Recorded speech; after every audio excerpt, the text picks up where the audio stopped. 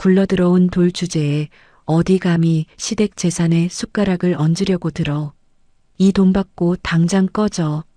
친정엄마 유품인 김치찜 레시피 하나 믿고 시누이 가게 3개월 만에 대박집으로 만들어준 저에게 시어머니가 통장 하나 툭 던지며 내뱉은 말입니다. 새벽 3시에 나와 육수 우리고 손목에 파스 붙여가며 몸이 부서져라 일한 대가가 권리금 3천만 원과 이혼 협의서 한 장이라니요. 밤 10시 12월 칼바람 부는 골목에 코트 하나 걸치고 쫓겨나는데 그 순간에도 저는 울지 않았습니다. 시어머니는 몰랐거든요. 제가 지난 3개월 동안 뭘 준비했는지, 엄마 사진 액자 뒤에 뭐가 숨겨져 있었는지 말이죠. 며칠 뒤 방송 촬영 당일 시댁 가게 앞에서 벌어진 경악할 광경. 굴러들어온 돌이라 비웃던 시댁 식구들, 제가 아주 시원하게 길바닥에 나앉게 해드렸습니다. 지금 바로 시작합니다. 새벽 4시 부엌 형광등 아래에서 저는 김치찜 국물이 담긴 냄비를 조용히 저었습니다. 낡은 노트 한 권이 도마 옆에 펼쳐져 있었죠. 표지에 적힌 우리 딸 수연이에게라는 글씨 위로 손끝을 살며시 얹었습니다. 친정엄마가 요양병원 침대에서 마지막으로 남긴 6글자였어요.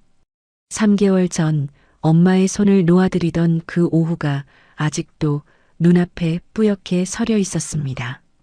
안방 쪽에서 남편의 코 고는 소리가 벽을 타고 넘어왔습니다. 3년째 아침 10시까지 이불 속에서 뒹구는 사람이었죠.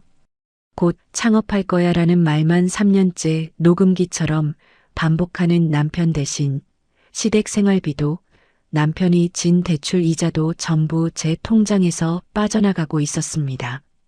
방문을 조용히 닫고 나와 저는 다시 국자를 잡았어요. 그날 오전 10시 시댁 거실 분위기가 이상하게 무거웠습니다. 시누이가 바닥에 무릎을 꿇고 앉더니 제 손목을 두 손으로 붙잡았어요. 새언니, 이번 한 번만 도와줘. 나 진짜 마지막이야. 시누이 눈에서 굵은 눈물이 뚝뚝 떨어졌습니다. 새언니, 친정어머님이 남기신 그 김치찜 레시피, 그거 하나면 나 진짜 성공할 수 있어. 새언니 없으면 나 죽어. 이미 카페 2곳을 말아먹고 시댁 통장까지 텅텅 비운 사람의 입에서 나오는 말이었죠. 시어머니는 소파에 앉아 팔짱을 낀 채 저를 내려다봤습니다. 새아가, 너도 이제 이 집 사람인데 좀 도와주면 어디가 덧나니? 시어머니 목소리에는 이미 답이 정해져 있었어요. 우리 지영이 이번엔 진짜 다르다. 엄마인 내가 보증해. 옆에 있던 남편이 제 옆구리를 슬쩍 찔렀습니다. 여보, 그냥 좀 해주면 안 돼? 우리 지영이잖아. 저는 잠시 눈을 감았어요. 손맛은 나눠야 더 깊어진단다. 생전 엄마가 부엌 앞에서 앞치마를 두르며 하시던 말이 귀에 감겼습니다. 눈을 뜨고 시어머니를 바라봤죠. 어머님, 레시피는 드릴게요. 시어머니 입꼬리가 올라갔습니다. 대신 사업자 등록만 저랑 아가씨 공동 명의로 해두는 게 어떨까요? 거실 공기가 순식간에 얼어붙었어요. 얘가 무슨 소리를 하니? 시어머니가 소파 팔걸이를 손바닥으로 탁 내리쳤습니다. 가족끼리 뭘 그런 종이 조각까지 따지고 앉았어. 사람이 야박하게. 시누이도 눈물을 뚝 그치더니 저를 빤히 쳐다봤죠. 새언니, 나 못 믿어? 우리가 남이야? 남편은 제 무릎을 손바닥으로 가볍게 두드렸습니다. 여보, 어머니 말씀이 맞잖아. 그런 거 굳이 왜 따져? 세 사람의 눈이 저를 향해 한꺼번에 몰려들었어요. 저는 천천히 고개를 끄덕였습니다. 알겠어요. 아가씨 단독 명의로 하세요. 시어머니가 그제야 무릎을 탁 치며 웃었어요. 그럼 그렇지. 우리 새아가가 이해심이 있어. 시누이가 벌떡 일어나 제 목을 껴안았습니다. 새언니, 나 진짜 이 은혜 안 잊을게. 진짜야. 신우이 향수 냄새가 코를 찔렀지만 저는 팔을 마주 두르지 않았어요. 남편은 벌써 텔레비전 리모컨을 집어들고 채널을 돌리고 있었습니다. 다음 날 아침 8시, 저는 신우이가 계약했다는 상가 앞에 서 있었어요. 셔터를 올리자 텅 빈 공간이 눈에 들어왔죠. 바닥엔 시멘트 자국, 벽엔 전세입자가 붙여놓은 낡은 전단지, 조각이 그대로 붙어 있었습니다. 신우이는 문 앞에서 휴대폰만 만지작거리며 사진을 찍고 있었어요. 새언니, 여기 인테리어는 어떻게 해야 예쁠까? SNS에 올리기 좋아야 되는데. 저는 대답 대신 벽에 손을 짚어봤습니다.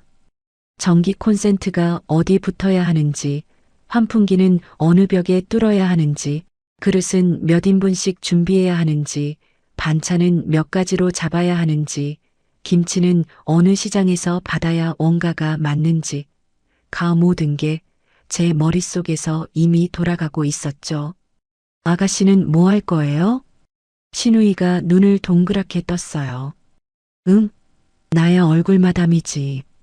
카운터에서 손님 맞고 사진 찍고. 신우이가 어깨를 으쓱해 보였습니다. 주방은 새언니가 알아서 해줄 거잖아. 새언니가 진짜 잘하니까. 저는 웃음이 나올 뻔했지만 입술을 다물었어요. 그날 오후 저는 상가 근처 카페에 앉아 선배에게 전화를 걸었습니다. 대학 시절 동아리 선배였고 지금은 외식업 컨설팅 회사를 하고 있는 사람이었죠. 엄마 장례식장에서 오랜만에 얼굴을 봤었어요. 선배, 저 수연이에요. 수연아. 웬일이야, 이 시간에. 저는 그동안 있었던 일을 담담하게 풀어놓았습니다. 선배는 한참 말이 없다가 낮은 목소리로 물었어요. 수연아, 그거 계약서는 있냐? 없어요. 명의는? 아가씨 단독이요. 수화기 너머로 선배가 짧게 한숨을 내쉬는 소리가 들렸습니다. 수연아, 잘 들어. 다른 건 몰라도 레시피는 내 이름으로 지켜놔야 돼. 최소한 그거 하나라도. 안 그러면 너 진짜 다 뺏겨. 어떻게 지켜요? 상표 출원부터 해. 내 이름으로. 서두르고. 전화를 끊고 저는 오랫동안 카페 창밖을 바라봤어요. 지나가는 사람들의 어깨 위로 오후 햇살이 비스듬히 내려앉고 있었습니다. 그날 저녁 원룸으로 돌아와 저는 노트북을 열었어요. 회계사무소에서 5년을 일했던 경험이 이럴 때 도움이 될 줄은 몰랐죠. 특허청 홈페이지를 띄우고 상표 출원 신청서를 한 줄 한 줄 채워 넣었습니다. 상표 이름은 엄마표 김치찜으로 정했어요. 출원인 이름은 박수현. 혼자만의 이름이었죠. 기본 수수료 위에 20만 원을 더 얹어 우선 심사까지 함께 신청했습니다. 빨리 결과를 받고 싶었어요. 접수 완료 창이 화면에 뜨는 순간 저는 책상 서랍에서 엄마 사진을 꺼냈습니다. 병원 침대에 앉아 억지로 웃던 마지막 사진이었죠. 엄마. 액자 유리에 손가락을 얹고 저는 조용히 속삭였어요. 이번엔 나 안 당할게. 진짜야. 그날 밤 저는 엄마의 손때 묻은 레시피 노트를 한 장 한 장 스캐너에 올려놓았습니다. 김치찜 편, 갈치조림 편, 된장찌개 편, 밑반찬 12가지 편까지. 엄마의 삐뚤빼뚤한 손글씨가 스캐너 불빛 아래에서 하얗게 빛났어요. 파일은 2개의 클라우드에 나눠 저장했습니다. 혹시 하나가 사라져도 다른 하나가 남게 하려고요. 이튿날 새벽 저는 다시 신우이 가게로 나갔어요. 인테리어 업체를 부르고 그릇 도매상과 통화하고 김치 담글 배추 물량을 시장에 미리 예약했죠. 신우이는 10시가 넘어서야 명품 가방을 들고 나타났습니다. 새언니, 커피 좀 사왔어. 힘내. 신우이가 아이스 아메리카노를 카운터에 툭 올려놓았어요. 고마워요. 저는 짧게 대답하고 다시 벽도면으로 눈을 돌렸습니다. 신우이는 카운터 자리에 앉아 다리를 꼬고 휴대폰을 들여다봤어요. 근데 새언니, 우리 가게 이름 뭘로 할까? 나 진짜 예쁜 거 하고 싶은데. 이미 정했어요. 신우이가 눈을 깜빡였습니다. 뭔데? 엄마표 김치찜이요. 신우이가 살짝 입술을 삐죽였어요. 좀 촌스럽지 않아? 요즘은 뭐 세련된 이름이 유행인데. 그 이름이어야 돼요. 제 목소리가 저도 모르게 낮아졌습니다. 신우이가 어깨를 으쓱하고는 다시 휴대폰으로 시선을 돌렸어요. 뭐 새언니 좋을 대로 해. 어차피 간판만 예쁘면 되니까. 저는 도면을 조용히 접었습니다. 그 이름이 왜 그 이름이어야 하는지 신우이는 죽을 때까지 모를 사람이었죠. 신우이 어깨 너머로 창밖 골목을 봤어요. 배추실은 트럭 한 대가 상가 앞에 멈춰서고 있었습니다. 며칠 뒤 아침 우편함에 우선심사 신청이 받아들여졌다는 안내문이 도착했어요. 저는 그 종이를 조심스럽게 반으로 접어 엄마 사진 액자 뒷판을 살짝 뜯고 그 안에 밀어 넣었습니다. 액자를 다시 벽에 걸어놓고 한 걸음 물러섰죠. 사진 속 엄마가 저를 바라보고 있었어요. 엄마, 나 이제 준비 다 됐어. 혼잣말이 조용히 방 안에 떨어졌습니다. 창밖으로는 새벽 하늘이 붉게 물들어가고 있었어요. 신우이 가게 인테리어 공사 소음이 벌써 상가 골목을 흔들기 시작한 시간이었습니다. 저는 앞치마를 챙기고 조용히 현관문을 열었어요. 바깥 공기가 뺨을 스치고 지나갔습니다. 발끝에 힘을 주고 저는 첫걸음을 내디뎠어요. 가게 오픈 첫날 저는 새벽 3시에 상가 문을 열었습니다. 김치찜 육수를 우려낼 큰 솥에 물을 붓고 다시마와 멸치, 물을 차례로 넣었어요. 밑반찬 12가지를 그날 아침에 다 만들어야 했죠. 콩나물 무침, 시금치나물, 계란말이, 어묵볶음, 진미채, 멸치볶음, 감자조림, 두부조림, 오이무침, 김무침, 도라지무침, 그리고 엄마가 특별히 좋아하시던 우엉조림까지. 손목이 시큰거렸지만 국자 잡은 손을 놓을 수가 없었습니다. 신우이는 오전 11시에 가게에 도착했어요. 빳빳하게 다린 하얀 셔츠에 명품 앞치마를 두르고 립스틱까지 새로 발라 나온 모습이었죠. 새언니, 나 어때? 사진 잘 나올까? 신우이가 카운터 앞에서 한 바퀴 돌아보였습니다. 예뻐요. 저는 김치찜 냄비에서 눈을 떼지 않고 대답했어요. 신우이가 휴대폰을 꺼내 들고 가게 안 곳곳을 찍기 시작했습니다. 이거 봐. 조명 진짜 예쁘게 나온다. 이 정도면 SNS 대박이야. 주방에서 저는 국자로 국물간을 봤어요. 엄마가 노트에 적어둔 그대로 물을 먼저 우려낸 뒤 김치와 돼지고기 목살을 켜켜이 얹고 30분을 더 끓였습니다. 김이 오른 순간 뚜껑을 여니 향이 확 퍼져 나왔죠. 11시 30분에 첫 손님이 들어왔습니다. 근처 회사원 2명이었어요.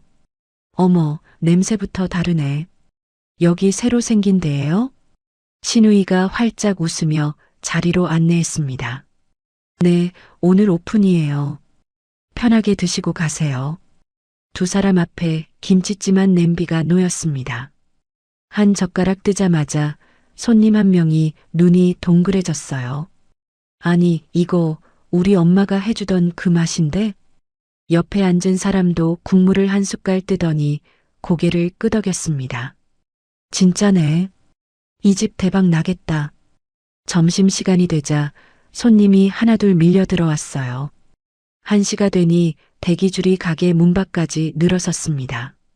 신우이는 손님을 안내하다 말고 자꾸 휴대폰을 들어 사진부터 찍었어요. 어머, 줄 좀 봐. 이거 인증샷 찍어야지. 주방에서 저는 이마에 흐르는 땀을 손등으로 훔쳤습니다. 오픈 첫 주 매출이 예상의 2배를 넘었어요. 그날 밤 마감 후 저는 계산기를 두드리며 정산표를 정리했습니다. 신우이는 벌써 가게를 나가고 없었죠.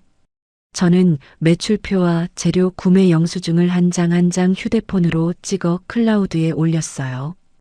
혹시 몰라서였습니다. 선배 목소리가 자꾸 귀에 남았거든요. 기록해. 다 기록해.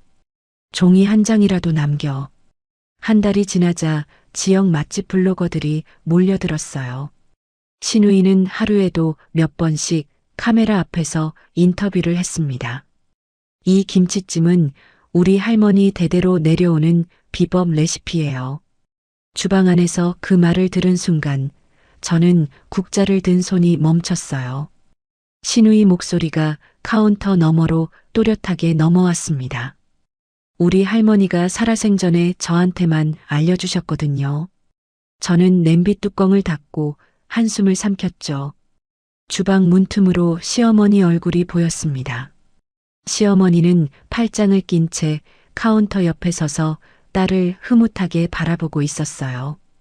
저와 눈이 마주치자 시어머니가 손가락을 입술에 갖다 대며 조용히 하라는 신용을 했습니다. 저는 아무 말도 하지 못하고 다시 국자를 잡았어요. 2달째 되던 날 지역 케이블 방송국에서 PD 한 명이 찾아왔습니다. 사장님, 저희 지상파 아침 방송에 소개하고 싶은데 어떠세요? 신우이 얼굴이 활짝 폈어요. 어머, 진짜요? 저 방송 나가는 거예요? 옆에서 시어머니가 끼어들었습니다. 우리 딸이 얼마나 고생해서 만든 가게인데요. 손끝이 야무져서 그래요. 우리 지영이가. PD가 명함을 건네며 웃었어요. 그럼 촬영 날짜 잡아서 다시 연락드릴게요. 신우이가 명함을 받아들고 폴짝폴짝 뛰었습니다. 주방 안에서 저는 손목에 파스를 새로 붙였어요. 파스 냄새가 코 속으로 매콤하게 들어왔습니다. 저는 새벽부터 밤늦게까지 주방에 붙어 있었어요. 신우이는 카운터에서 손님과 사진 찍고 SNS 올리고 방송 준비하러 미용실 다녀오는 게 전부였습니다. 그런데 월급은 신우이가 저보다 3배를 가져갔어요. 저는 그저 가족 도움이라는 명목으로 최저임금 수준의 돈만 통장에 들어왔죠. 남편에게 조심스럽게 이야기를 꺼낸 적이 있었습니다. 여보, 나 요즘 좀 힘들어. 손목도 아프고. 남편은 텔레비전 화면에서 눈도 떼지 않고 대답했어요. 당신이 가족이니까 해주는 거지. 뭘 그런 걸 계산해. 저는 그 자리에서 입을 다물었습니다. 그러던 어느 날 저녁 마감 후 주방을 정리하다가 사무실 쪽에서 목소리가 새어나왔어요. 문이 반쯤 열려 있었습니다. 시어머니 목소리였죠.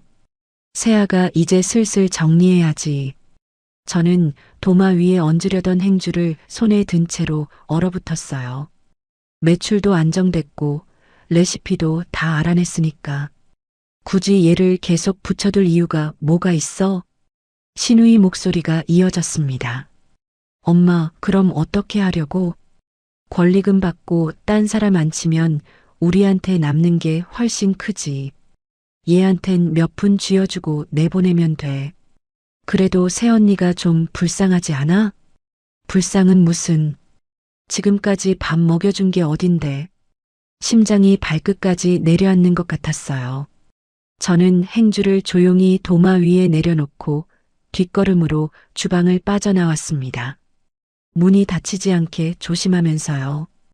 그날 밤 집에 돌아와 저는 남편 옆에 앉았어요. 여보, 오늘 어머니가 이상한 얘기를 하시더라. 무슨 얘기? 나를 내보낸다는 얘기. 남편이 어이없다는 듯 웃었습니다. 당신 요즘 너무 예민해. 엄마가 그럴 리 없잖아.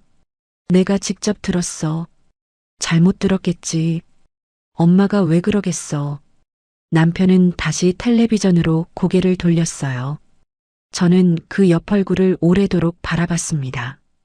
이 사람은 절대로 제 편이 아니라는 걸 그날 밤에야 뼛속까지 알아버렸어요.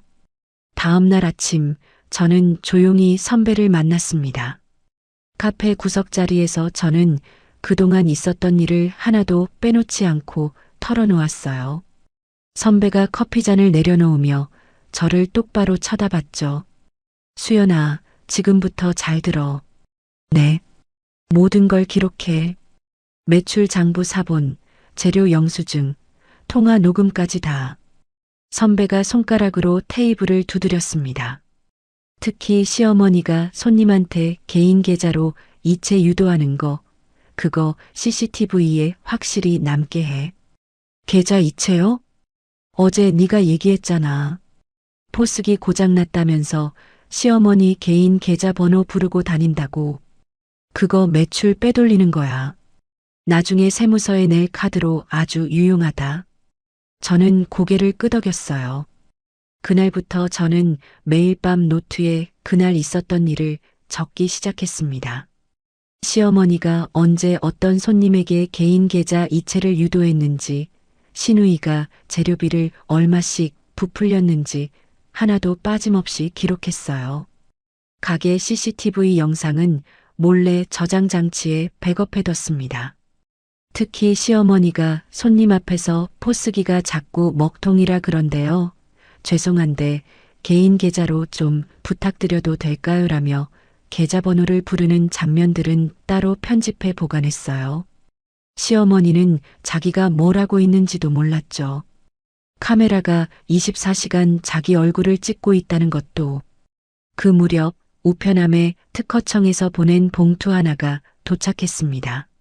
상표 출원 공고 결정 통지서였어요. 저는 그 종이를 조심스럽게 펼쳐 2번 읽었습니다. 이제 몇 달만 지나면 정식 등록이 완료된다는 뜻이었어요. 저는 그 종이를 반으로 접어 엄마 사진 액자 뒷판 속에 밀어 넣었습니다. 먼저 넣어둔 서류 옆에 나란히 자리를 잡았죠. 액자 유리 속 엄마 얼굴을 오래도록 바라봤어요. 엄마, 조금만 더 기다려. 혼잣말이 방 안에 조용히 떨어졌습니다. 창밖으로 늦가을 바람이 낙엽을 굴리며 지나가는 소리가 들려왔어요. 오픈 3개월째 되던 날 저녁 8시, 저는 마감을 마치고 앞치마를 벗던 참이었습니다. 시어머니가 주방 문을 열고 얼굴을 들이밀었어요. 세아가 안방으로 좀 와봐라. 목소리가 평소보다 낮았습니다. 저는 앞치마 끈을 마저 풀며 대답했어요. 네, 어머님. 금방 갈게요. 시어머니가 문을 닫고 사라진 뒤 저는 도마 앞에 잠시 서 있었습니다. 손끝에 남은 김치 국물 냄새를 흐르는 물에 씻어내렸어요. 이 순간이 올 거라는 예감이 며칠 전부터 등줄기를 타고 내려오고 있었죠.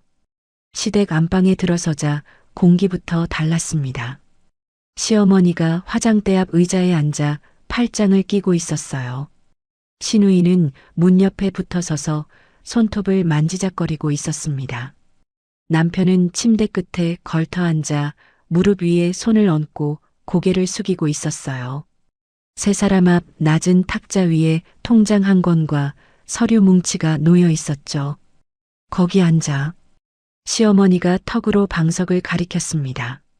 저는 방석 위에 무릎을 꿇고 앉았어요. 시어머니가 통장을 손끝으로 톡톡 두드렸습니다. 열어봐. 저는 통장을 집어 조심스럽게 펼쳤어요. 찍혀있는 숫자가 눈에 들어왔습니다. 3천만 원. 옆에 놓인 서류에는 시누이가 가게를 다른 사람에게 넘기는 내용이 적혀 있었어요. 권리금 1억 5천만 원. 저는 서류에서 손을 뗐습니다. 숨이 목 아래에서 잠깐 걸렸어요. 어머님, 이게 뭐예요? 시어머니가 팔짱을 풀고 저를 정면으로 봤습니다. 보면 몰라. 제가 나가라는 거예요? 눈치는 있네. 시어머니가 짧게 코웃음을 쳤어요. 시어머니가 자리에서 벌떡 일어섰습니다. 아! 시어머니 목소리가 안방 벽을 흔들었어요. 굴러들어온 돌이 어딜 시댁 재산에 숟가락 얹어. 방안 공기가 뚝 떨어졌습니다. 시어머니가 손가락으로 저를 삿대질하며 다시 소리쳤어요. 이 정도면 우리도 할 만큼 한 거야. 3천이면 큰 돈이야, 얘. 이거 받고 조용히 나가.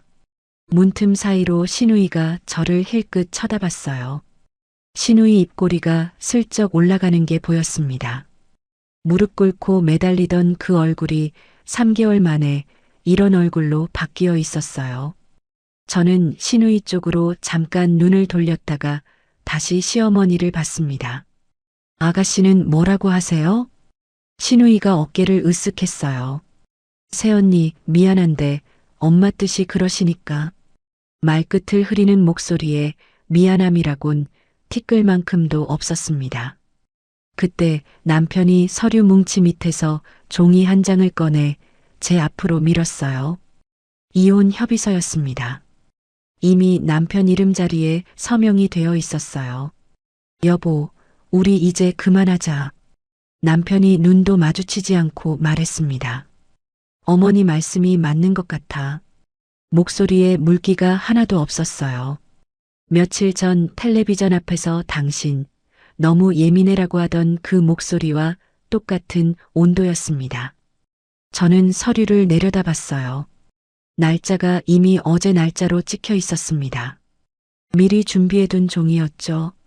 세 사람은 저를 오늘 저녁에 앉혀놓고 무너뜨리기로 오래전부터 합을 맞춰온 거였어요. 저는 통장을 조용히 탁자 위에 다시 내려놓았습니다. 알겠어요.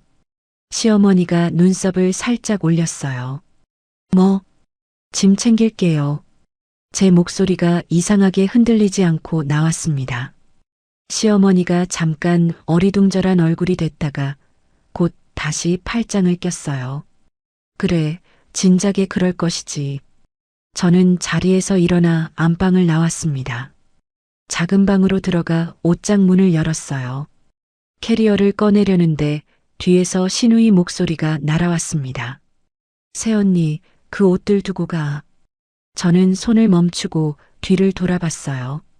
뭐라고요? 그거 다 시댁카드로 산 거잖아. 몸만 나가. 신우이가 문틀에 어깨를 기대고 팔짱을 낀 채 서 있었습니다. 3개월 전 무릎 꿇고 눈물 흘리던 사람의 얼굴이 아니었어요. 저는 옷장 문을 그대로 닫았습니다. 속옷 몇 벌, 티셔츠 두어 장, 화장품 파우치만 작은 가방에 넣었어요.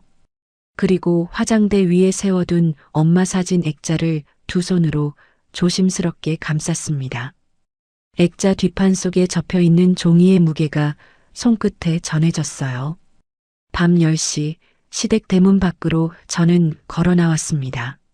12월 밤바람이 얇은 코트 사이로 파고들어 목 뒤가 시렸어요. 대문이 등 뒤에서 쿵 소리를 내며 닫혔습니다. 저는 뒤돌아보지 않았어요. 한 걸음, 두 걸음 골목 끝으로 걸어 나갔습니다. 가로등 아래에서 잠깐 멈춰서서 하늘을 올려다봤어요. 별이 하나도 보이지 않는 겨울 밤하늘이었습니다. 발이 저절로 24시간 카페 쪽으로 향했어요. 문을 밀고 들어가자 따뜻한 커피 냄새가 얼굴에 확 끼쳤습니다. 저는 구석자리에 앉아 뜨거운 아메리카노 한 잔을 시켰어요. 가방을 무릎 위에 얹고 두 손으로 컵을 감쌌습니다. 손끝이 저릿저릿 녹아내렸어요. 휴대폰을 꺼내 클라우드 폴더를 열었습니다. 지난 3개월간 녹음해둔 파일 목록이 화면에 쭉 떴어요. 시어머니가 손님에게 계좌번호 부르던 목소리, 신우이가 인터뷰에서 우리 할머니 비법이라고 하던 그 뻔뻔한 목소리, 시어머니와 신우이가 사무실에서 저를 정리하자고 상의하던 그 목소리까지 전부 저장되어 있었습니다. CCTV 백업본 목록도 그대로 살아있었어요. 매출표 사진, 재료 영수증 사진, 재료비 부풀린 흔적이 남은 장부 사진까지 하나도 사라지지 않고 그 자리에 있었습니다. 저는 커피를 한 모금 삼켰어요. 뜨거운 게 목을 타고 내려가는데 눈물은 나오지 않았습니다. 이상하게 머릿속이 얼음처럼 맑아졌어요. 새벽 6시 카페 창밖으로 아침 해가 뿌옇게 떠오르기 시작했습니다. 저는 휴대폰을 들어 선배에게 전화를 걸었어요. 두 번째 벨소리에서 선배가 받았습니다. 수연아, 이 시간에 웬일이야? 선배, 목소리가 살짝 잠겼어요. 선배, 나 진짜 시작할게요. 수화기 너머로 잠깐 침묵이 흘렀습니다. 어젯밤에 무슨 일 있었지? 쫓겨났어요. 어디야 지금? 카페요. 주소 찍어. 지금 갈게.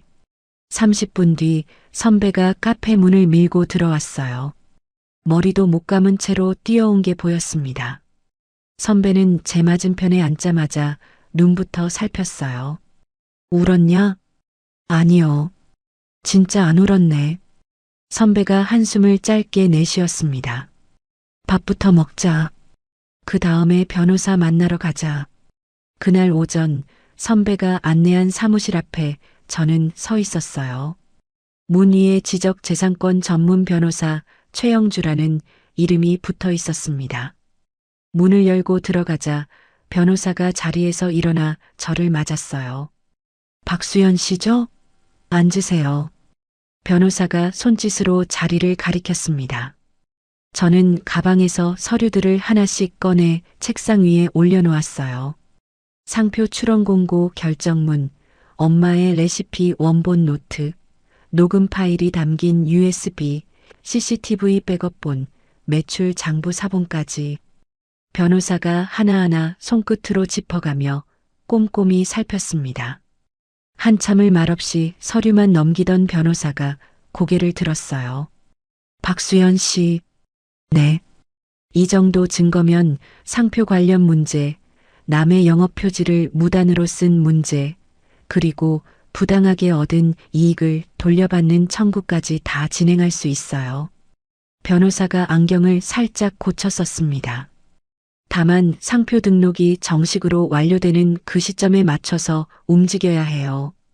그때가 가장 강력한 순간이에요. 저는 고개를 끄덕였어요.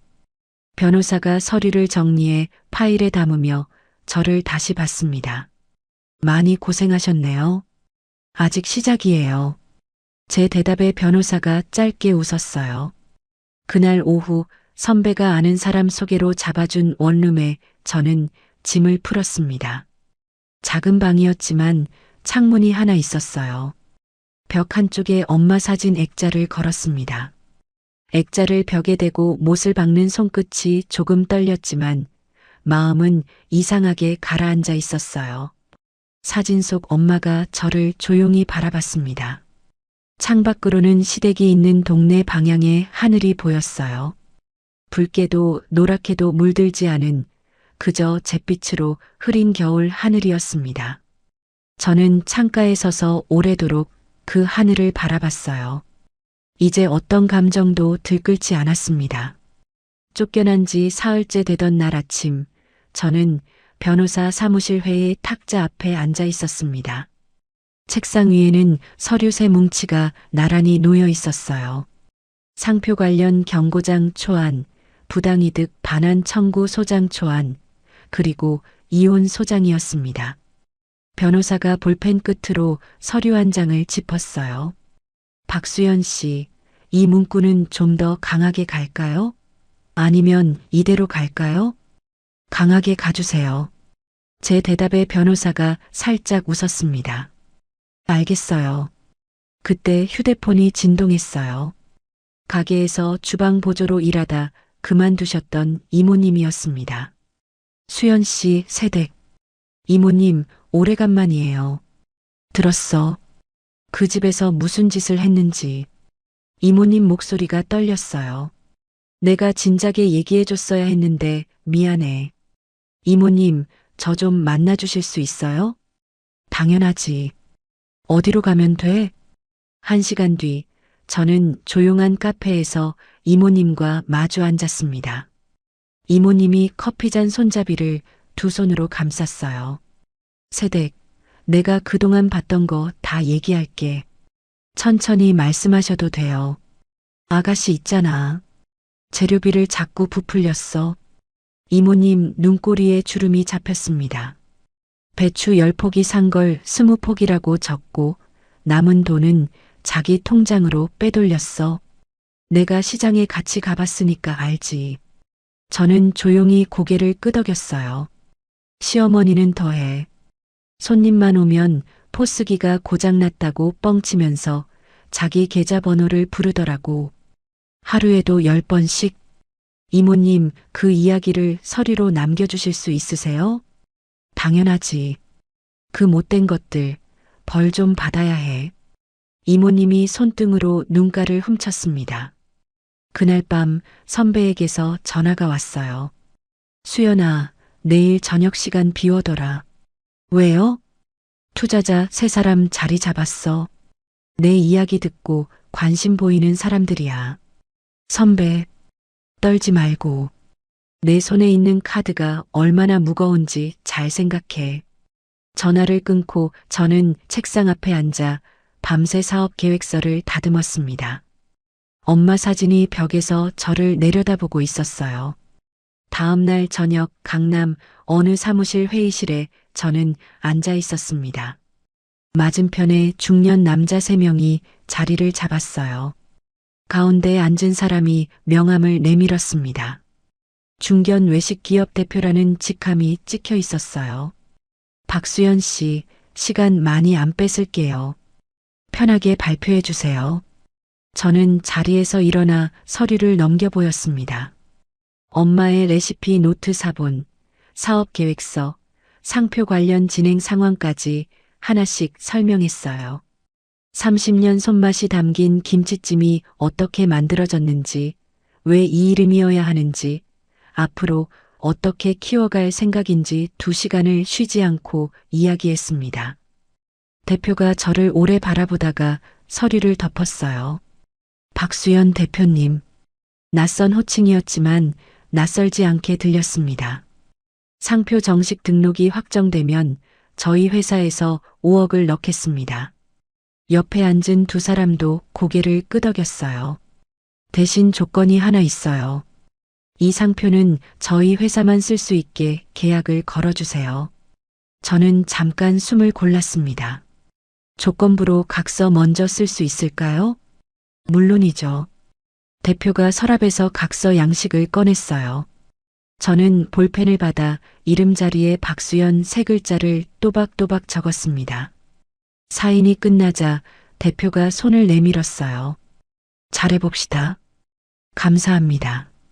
회의실을 나와 저는 화장실 세면대 앞에 잠깐 서 있었습니다. 거울 속 얼굴이 생각보다 창백하지 않았어요. 가방에서 휴대폰을 꺼내 배경화면 속 엄마 사진을 손끝으로 살짝 어루만졌습니다. 엄마, 나 이제 진짜 시작한다. 혼잣말이 세면대 위로 조용히 떨어졌어요. 다음 날 오후 저는 변호사와 함께 시댁 가게 앞을 지나갔습니다. 일부러 그 길로 걸었어요. 창문 너머로 신우이가 손님과 사진을 찍으며 활짝 웃고 있는 모습이 보였습니다. 붉은 립스틱, 새로 맞춘 하얀 셔츠. 저 웃음이 며칠 뒤 어떤 얼굴로 바뀔지 상상하니 이상한 감정이 가슴 밑바닥에서 잔잔하게 올라왔어요. 그때 가게 문이 열리며 남편이 걸어 나왔습니다. 담배를 입에 물고 라이터를 꺼내던 남편이 저와 눈이 마주쳤어요. 라이터 든 손이 공중에서 멈췄습니다. 여보.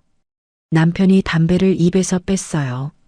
저는 대답하지 않고 남편 얼굴을 오래도록 바라봤습니다. 5년을 같이 산 사람이 맞나 싶을 만큼 낯설게 느껴졌어요. 당신 왜 여기 있어? 남편이 한 발짝 다가섰습니다. 옆에 서 있던 변호사가 조용히 제 옆으로 반걸음 붙었어요. 박수연 씨, 이 자리에서 나눌 말씀 없죠? 변호사가 저 대신 답했습니다. 이후 연락은 저를 통해 주세요. 변호사가 남편에게 명함을 내밀었어요. 남편이 명함을 받아들고 눈을 껌뻑거렸습니다. 명함에 찍힌 변호사라는 글씨를 확인한 순간 남편 얼굴이 굳었어요. 여보, 잠깐만. 남편이 손을 뻗었지만 저는 이미 몸을 돌린 뒤였습니다. 변호사와 나란히 걸음을 옮기는데 등 뒤에서 남편이 뭐라 부르는 소리가 들렸어요. 저는 뒤돌아보지 않았습니다. 사흘 뒤 아침 우편함에 특허청에서 보낸 두꺼운 봉투 하나가 도착했어요. 엄마표 김치찜 상표 정식 등록 완료 통지서였습니다.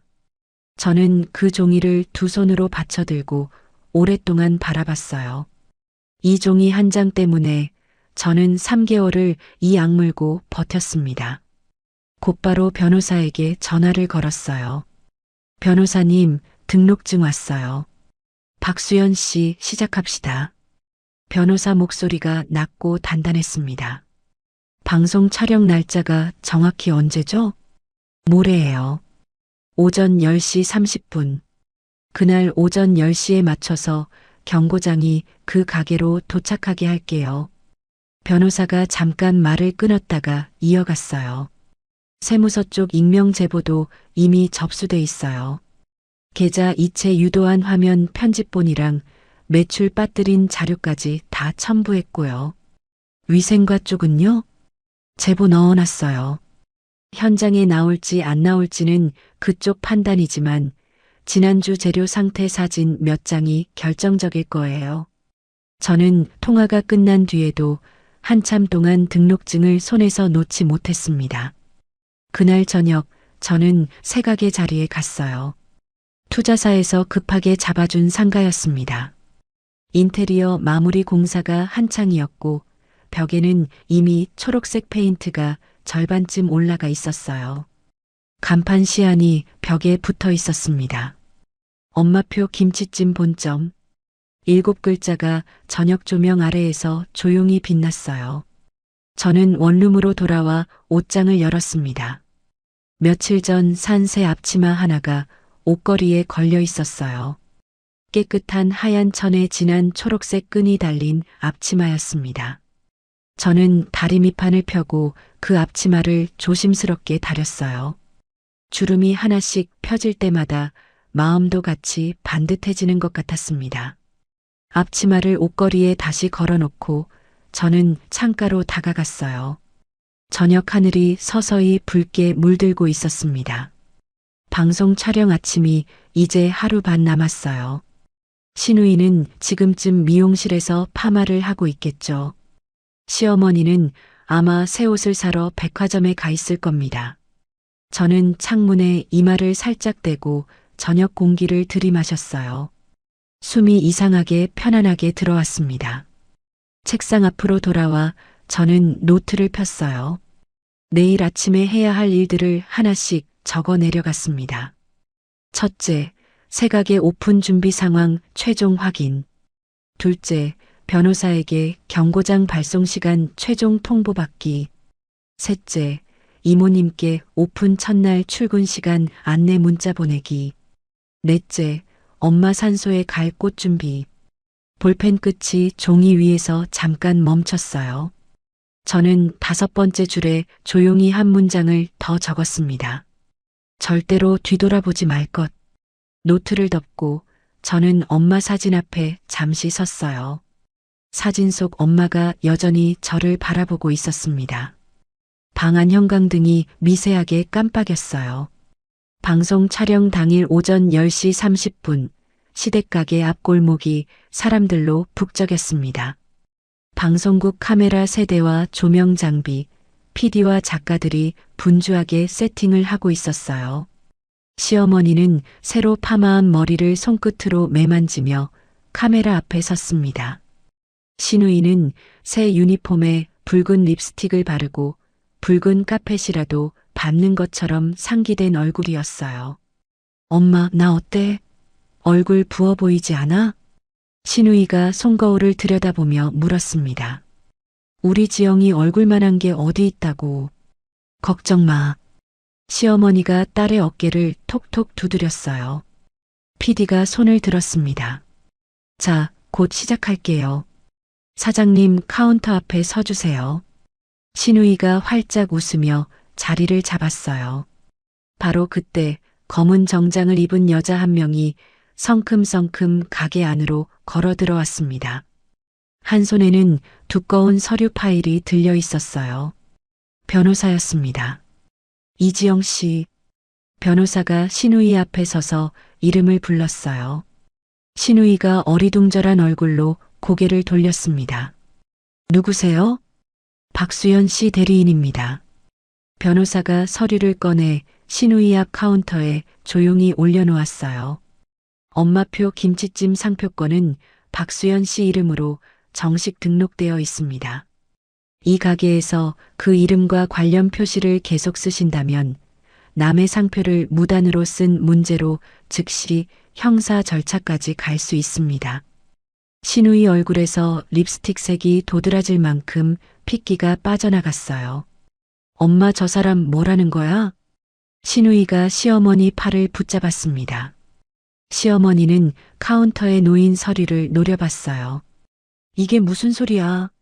우리 딸 가게인데. 시어머니가 서류를 손바닥으로 탁 내리쳤습니다. 당장 이거 치우고 나가. 우리 지금 방송 촬영해. 변호사가 눈 하나 깜빡이지 않았어요. 박순자 씨, 지금 이 순간부터 이 상호를 쓰시는 모든 행위는 기록됩니다. 박순자? 야, 어디서 이름을 함부로 불러. 시어머니가 삿대질을 하며 목소리를 높였습니다. PD가 뒤늦게 상황을 알아채고 손을 들었어요. 잠깐, 컷. 카메라 꺼요. 일단 꺼. 카메라 불이 하나씩 꺼졌습니다. 하지만 홀 안쪽 구석 자리에 손님인 척 앉아있던 이웃가게 사장님은 무릎 위 스마트폰을 조용히 세로로 세운 채 그 모든 장면을 처음부터 찍고 있었어요. 바로 그때 가게 문이 다시 열렸습니다. 구청 위생과에서 나온 조사관 2명이 안으로 들어섰어요. 익명 민원 접수 들어와서 나왔습니다. 위생 상태 확인 좀 하겠습니다. 시어머니가 눈이 뒤집혔습니다. 뭐요? 지금 방송 촬영 중인 거 안 보여요. 조사관은 대꾸도 하지 않고 주방으로 들어갔어요. 냉장고 문을 여는 소리, 반찬통 뚜껑을 여는 소리가 이어졌습니다. 곧 조사관 한 명이 손에 흰 반찬통을 들고 나왔어요. 이거 유통기한 지난 지 열흘 됐네요. 다른 조사관은 아르바이트생을 쳐다봤습니다. 학생, 손 안 씻고 반찬 만졌죠? 아르바이트생이 얼굴이 새빨개져 고개를 숙였어요. 조사관이 서류를 꺼내 뭐라 적어 내려가기 시작했습니다. 신우이가 다리에 힘이 풀린 듯 카운터 모서리를 붙잡았어요. 엄마, 나 어떡해. 시어머니 눈이 사방으로 흔들렸습니다. 바로 그때 가게 문이 3번째로 열렸어요. 저는 아무 말 없이 안으로 걸어 들어갔습니다. 시어머니, 신우이, 뒤늦게 도착한 전 남편까지 3사람의 눈이 저에게 한꺼번에 몰렸어요. 가게 안 공기가 한순간에 얼어붙었습니다. 저는 손에 든 종이봉투에서 2가지를 꺼냈어요. 상표 등록증 사본, 그리고 친정엄마의 손때 묻은 레시피 원본 노트 2개를 나란히 카운터 위에 올려놓았습니다. 노트 표지에 적힌 6글자가 조명 아래에서 또렷하게 드러났어요.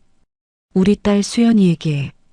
시어머니 눈동자가 그 글씨 위에서 흔들렸습니다.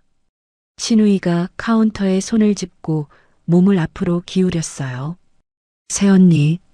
신우이 목소리가 잠겼습니다. 나 진짜 몰랐어. 엄마가 다 시킨 거야. 신우이가 어깨를 들썩였어요. 그래도 우리 가족이잖아. 새언니, 우리 옛날처럼 얘기 좀 해. 저는 신우이를 잠깐 바라봤습니다.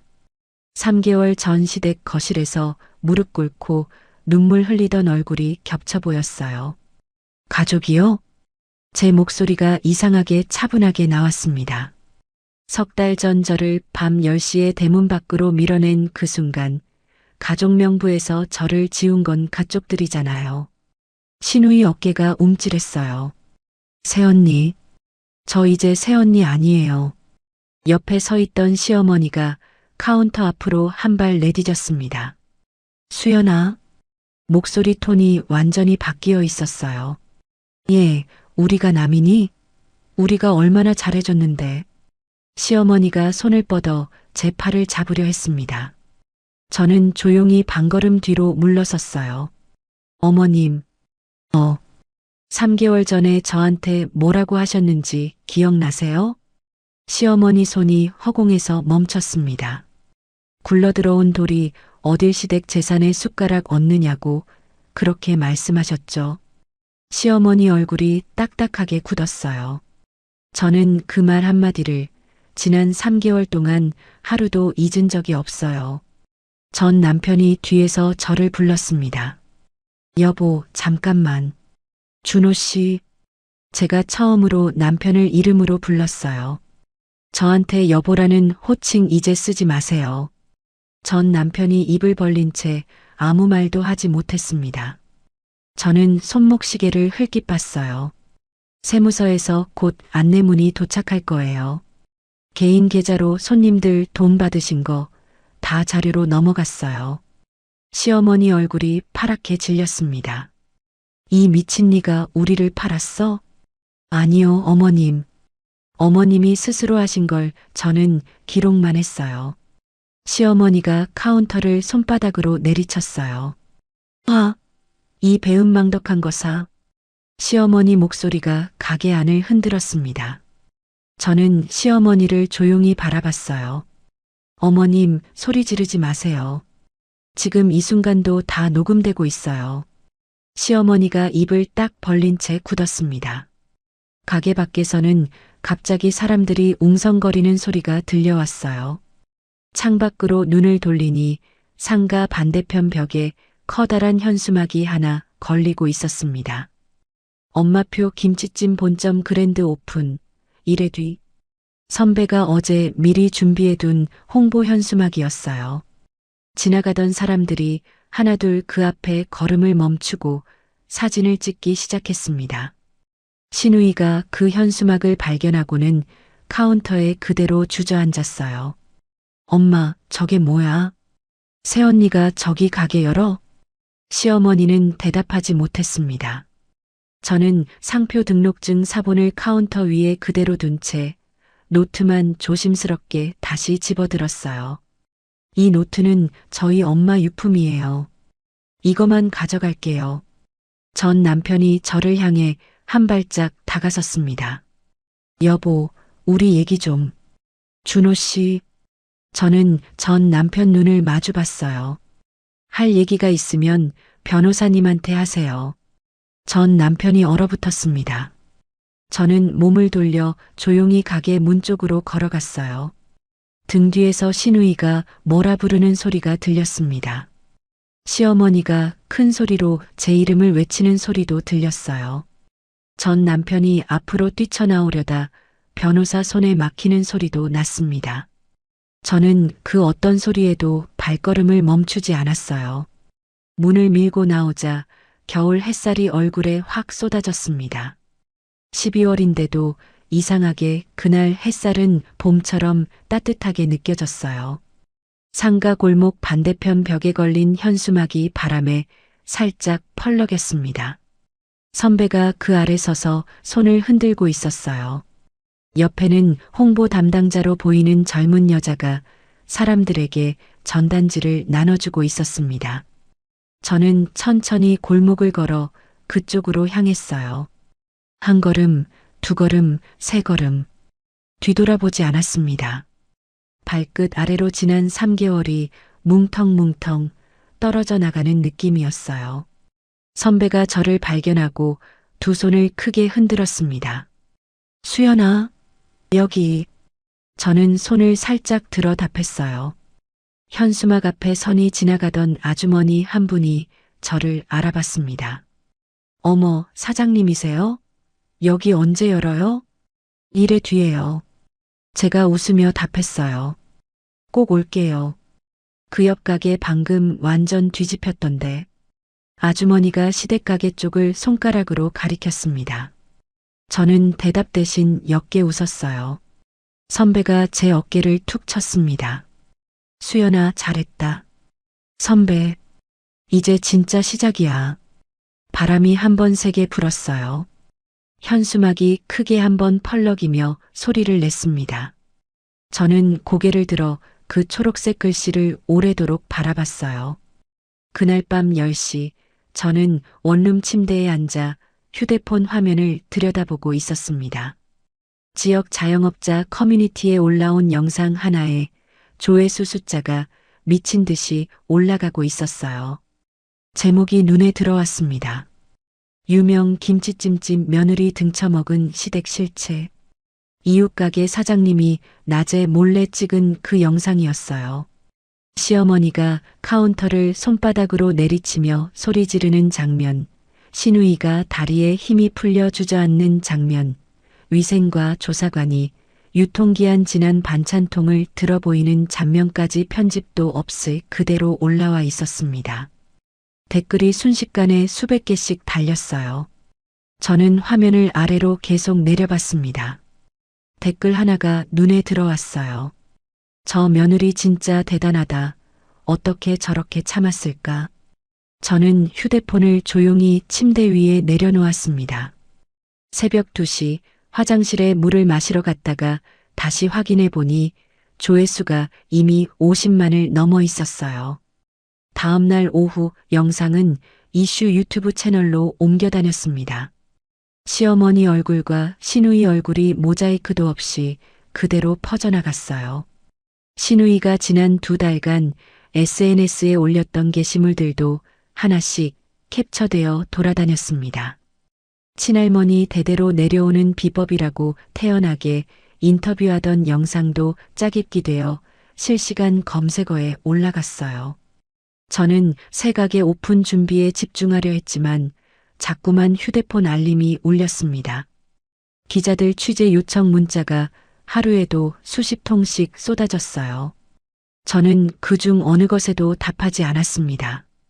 며칠 뒤 저녁 이웃가게 사장님에게 문자가 왔어요. 시댁가게 앞에 사람들이 몰려와서 소란이라고 했습니다. 환불해달라는 손님들, 종이 팻말을 든 사람들, 그리고 구경꾼들이 상가 골목을 가득 채웠다는 이야기였어요. 시어머니는 결국 셔터를 내리고 임시 휴업이라고 종이를 붙였습니다. 그 며칠 뒤 세무서에서 두꺼운 봉투가 시댁 앞으로 도착했다는 소식이 이모님을 통해 들어왔어요. 지난 3개월치 매출 누락과 개인 계좌 입금 유도에 대한 사전 통지서였습니다. 추징금 규모가 가산세까지 합치면 1억 8천만 원가량 나올 거라는 이야기였어요. 이모님이 전화로 그 이야기를 전해주며 목소리를 낮췄습니다. 수연 씨, 그 집안 이제 진짜 무너졌어. 그렇군요. 저는 짧게 대답했어요. 이상하게 아무 감정도 올라오지 않았습니다. 그 시간 저는 새가게 벽 앞에 서 있었어요. 인테리어 마무리 공사가 거의 끝나가는 참이었습니다. 벽 한쪽에 저는 액자 2개를 나란히 걸었어요. 하나는 친정엄마의 사진, 다른 하나는 짧은 글귀가 적힌 액자였습니다. 이 가게의 진짜 주인은 나의 어머니 김명순 여사입니다. 붓글씨로 정성 들여 쓴 글씨가 조명 아래에서 조용히 빛났어요. 선배가 뒤에서 팔짱을 끼고 그 액자를 바라봤습니다. 수연아? 네. 어머니, 지금 하늘에서 웃고 계시겠다. 저는 대답 대신 액자 유리를 손끝으로 살짝 어루만졌어요. 오픈 사흘 전 저는 이모님 2분에게 전화를 걸었습니다. 시댁 가게에서 부당한 대우를 받고 그만두셨던 분들이었어요. 이모님, 저 수연이에요. 세댁. 저희 가게 이번에 열어요. 정직원으로 함께 일해주실 수 있으세요? 수화기 너머로 잠깐 침묵이 흘렀습니다. 나 같은 늙은이를 정직원으로 써준다고? 당연히요. 4대 보험도 다 넣어드릴 거예요. 이모님이 잠깐 말을 잇지 못했어요. 수연 씨, 정말 고마워. 목소리가 살짝 잠겨 있었습니다. 두 번째 이모님도 흔쾌히 함께 해주시기로 했어요. 전화를 끊고 저는 창가에 잠시 서 있었습니다. 그때 휴대폰이 울렸어요. 화면에 전 남편 이름이 떠올랐습니다. 이미 저장을 지운 번호였지만 어떻게 알았는지 다시 저장되어 있었어요. 무시했습니다. 10분 뒤 다시 울렸어요. 또 무시했습니다. 1시간이 지나자 문자가 하나씩 쌓이기 시작했어요. 여보 미안해. 여보 얘기 좀 하자. 여보 엄마가 지금 쓰러지셨어. 마지막 문자에서 저는 잠깐 손끝이 멈췄습니다. 하지만 답장은 하지 않았어요. 시어머니가 쓰러졌다면 그건 시어머니가 스스로 감당할 몫이었습니다. 저는 휴대폰 화면을 그대로 뒤집어 놓고 다시 다림질 판 앞에 앉았어요. 오픈 이틀 전 원룸 초인종이 울렸습니다. 인터폰 화면을 보니 신우이가 서 있었어요. 머리가 헝클어진 채 화장기 하나 없는 얼굴이었습니다. 신우이가 카메라 앞에서 무릎을 꿇는 게 보였어요. 새언니, 저 지영이야. 잠깐만 문 좀 열어줘. 신우이 목소리가 인터폰 스피커를 통해 들려왔습니다. 저는 대답하지 않았어요. 새언니, 나 진짜 잘못했어. 우리 그냥 조용히 합해보자, 응? 신우이가 문 앞 바닥에 얼굴을 대고 흐느꼈습니다. 저는 인터폰 수화기를 조용히 들었어요. 법대로 하시죠. 제 목소리가 낮게 나왔습니다. 저는 이제 새언니라는 호칭 안 씁니다. 안 쓰이는 호칭이에요. 저한테는. 새언니.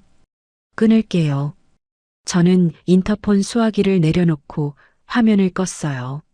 문 앞에서 신우이가 몇 분을 더 흐느끼다가 결국 발소리를 남기며 사라졌습니다. 저는 창문 커튼을 살짝 걷어 아래를 봤어요. 신우이가 원룸 건물을 나와 골목을 걸어가는 뒷모습이 보였습니다. 어깨가 잔뜩 굽어 있었어요. 3개월 전 카운터 앞에서 다리를 꼬고 앉아있던 그 신우이가 아니었습니다. 저는 커튼을 다시 내렸어요. 그날 밤 저는 친정엄마 산소로 갔습니다.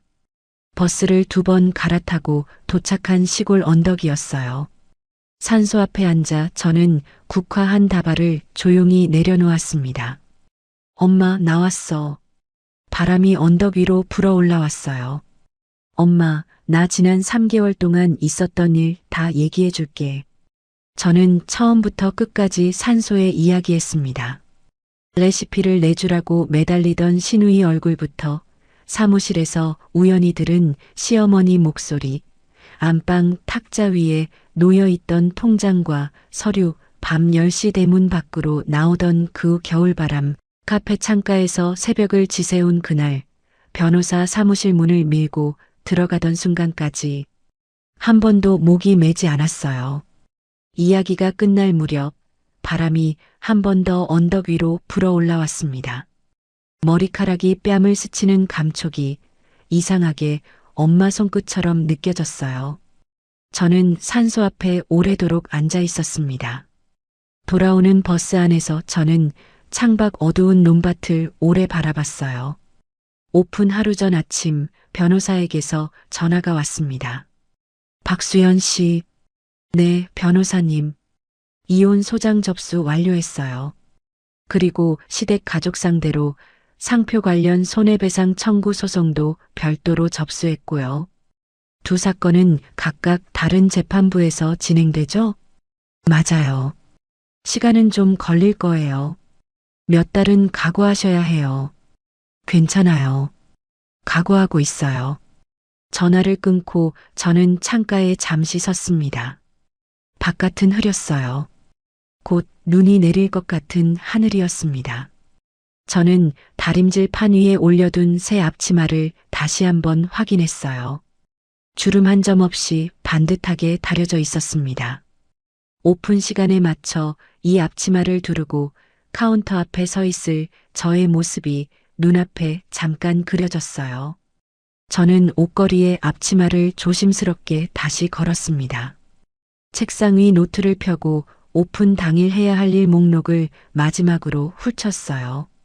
새벽 4시 출근, 육수 우리기, 밑반찬 마감 확인, 이모님들 출근 인사, 커팅식 준비, 손님 첫 응대 흐름.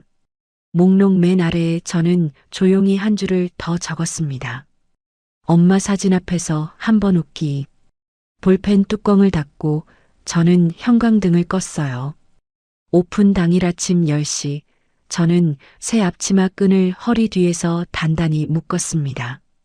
가게 문 앞에 서서 창문 유리에 잠깐 제 모습을 비춰봤어요.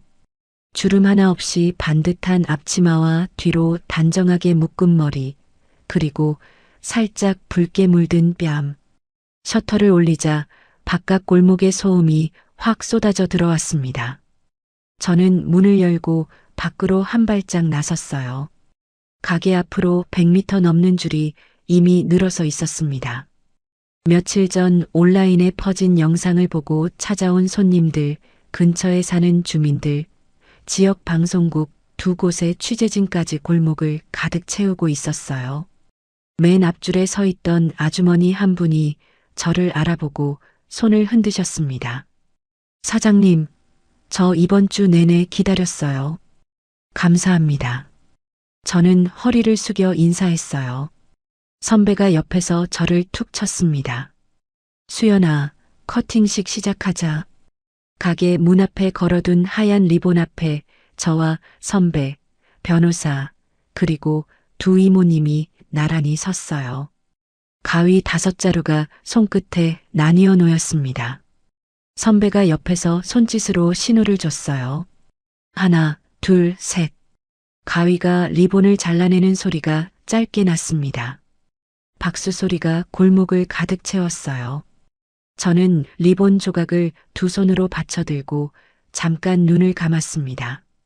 가게 암벽에 걸린 엄마 사진 앞에 저는 국화 한 송이를 조용히 올렸어요.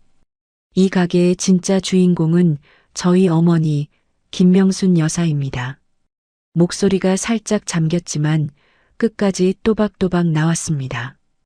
이모님 한 분이 옆에서 눈가를 훔치셨어요.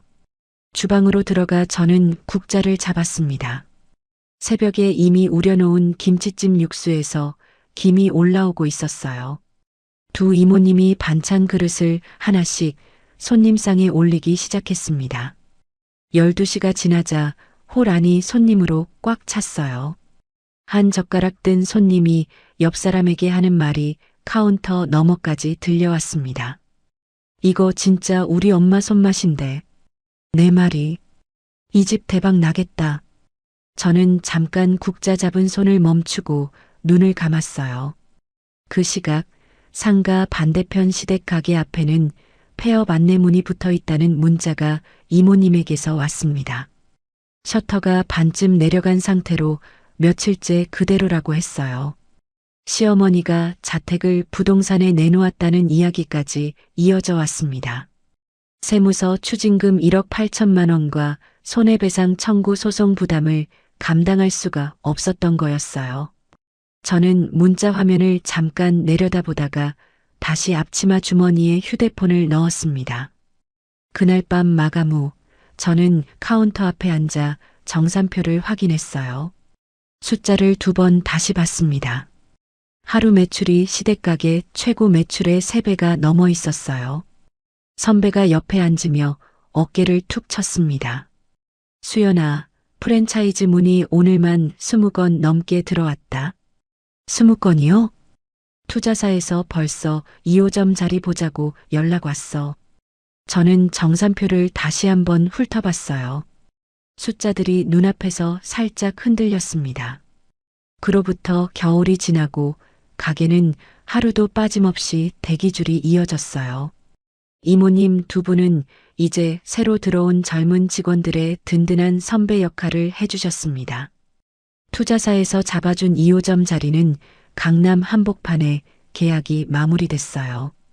프랜차이즈 문의는 하루 평균 10건이 넘게 이어졌고 저는 그 중에서도 정말 성실하게 운영해줄 사람만 골라 계약을 진행했습니다.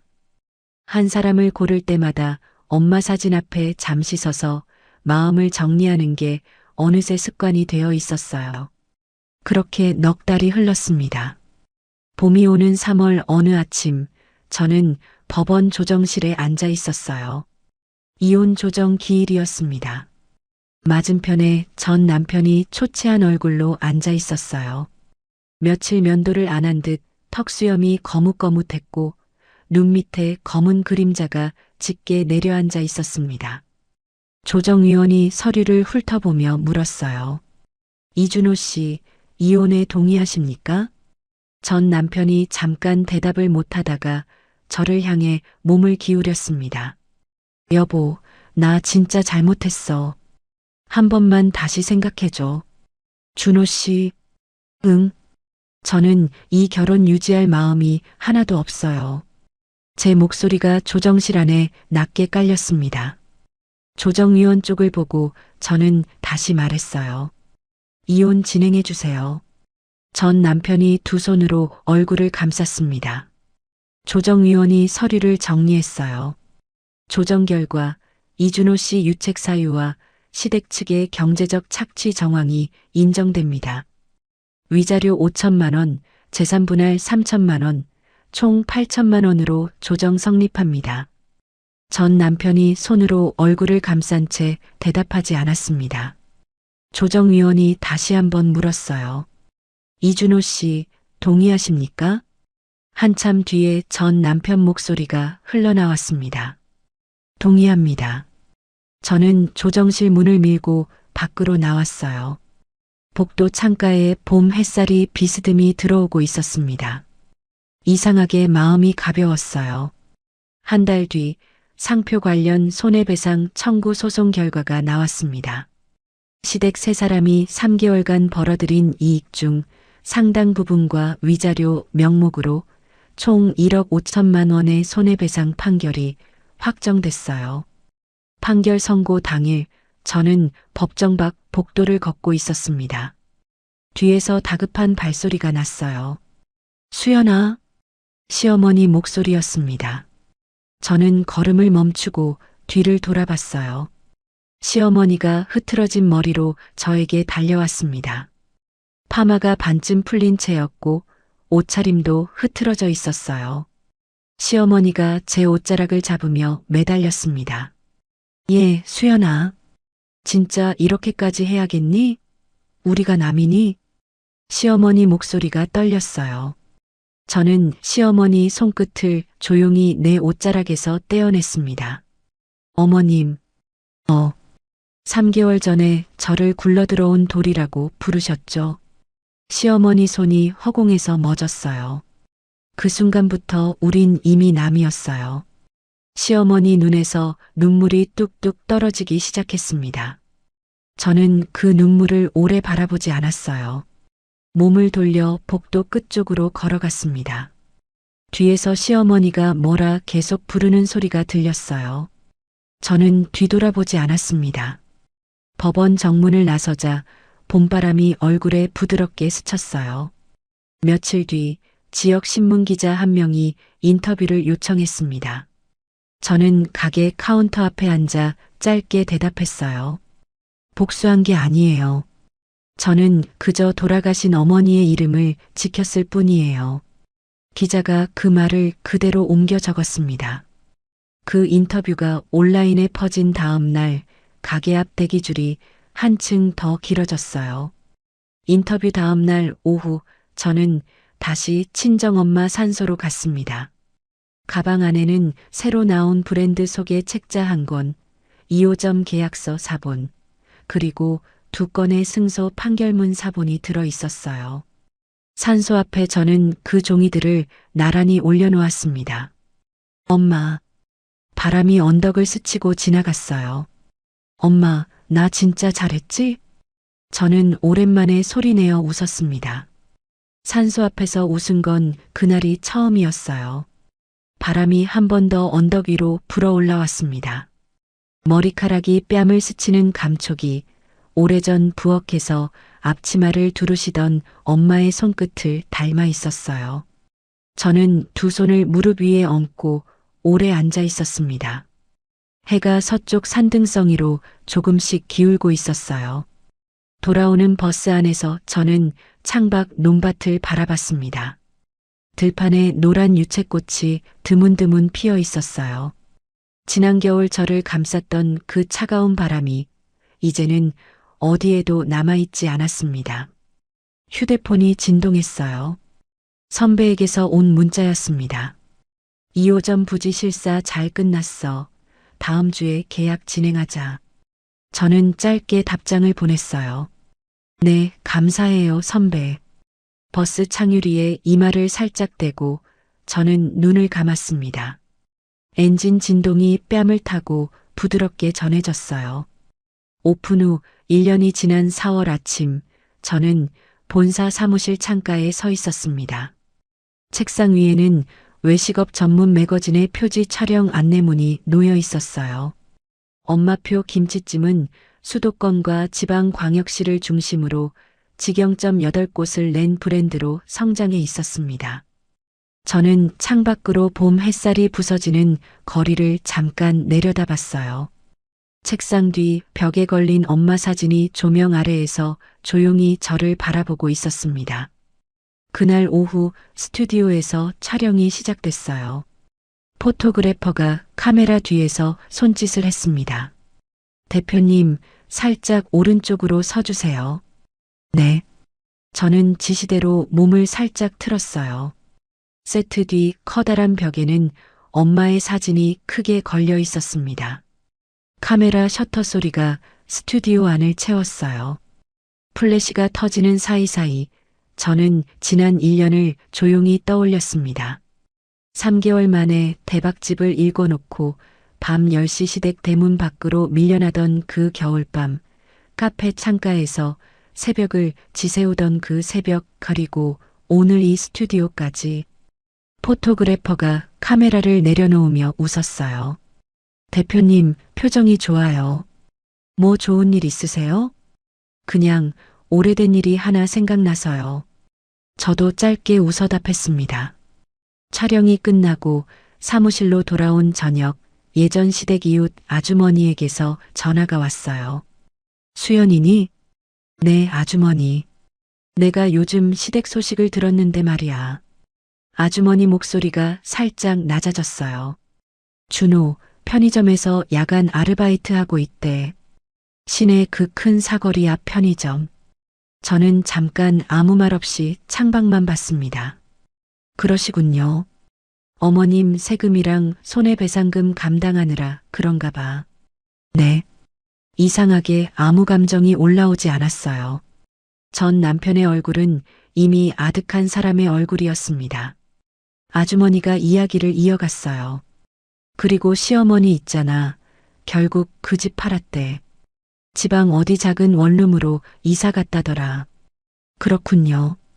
아가씨는 그 근처 반찬 가게에서 일하고 있대. 결혼하려던 남자한테도 파혼당했다는데. 저는 창밖 저녁 하늘을 바라봤습니다.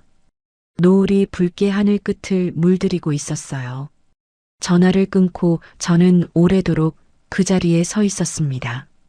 며칠 뒤 저녁, 선배와 저는 사무실 회의 탁자 앞에 마주 앉았어요. 탁자 위에는 미국 로스앤젤레스 지도 한 장이 펼쳐져 있었습니다.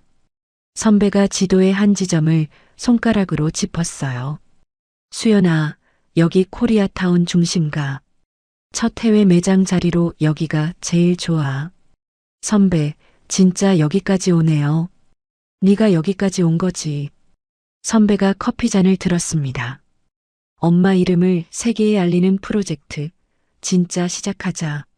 저는 지도 위 그 지점을 손끝으로 오래 어루만졌어요. 미국 서부의 낯선 지명이 이상하게 가깝게 느껴졌습니다. 회의를 마치고 저녁을 먹으러 나가는 길이었어요. 선배가 사무실 문 앞에서 잠깐 걸음을 멈췄습니다. 수연아? 네. 선배가 잠깐 뜸을 들이다가 조심스럽게 입을 열었어요. 이제 좀 쉬면서 해도 되지 않겠니? 선배, 내가 옆에서 같이.